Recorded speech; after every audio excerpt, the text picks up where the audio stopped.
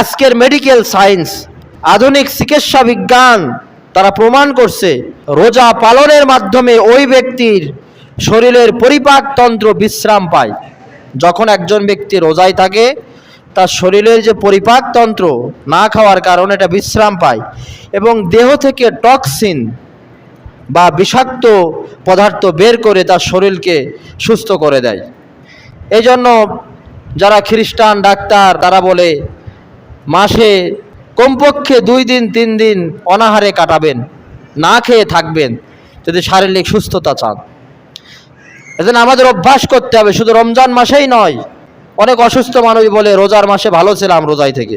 তা আপনি শুধু রমজান মাসে রোজা রাখবেন বিষয়টি এমন নয়।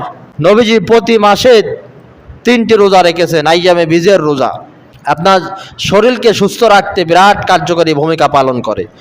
সপ্তাহে নবীজি 2 দিন রোজা রেখেছেন, আবার মুহররম মাসে রোজা রেখেছেন, শাবান মাসে রোজা রেখেছেন, জিলহজ মাসে রোজা রেখেছেন, ইত্যাদি বিভিন্ন নফল রোজা রেখেছেন। একদিক থেকে সোয়াব, আর এক দিক থেকে শারীরিক ভারসাম্য রক্ষায় রোজা বিরাট ভূমিকা পালন করে।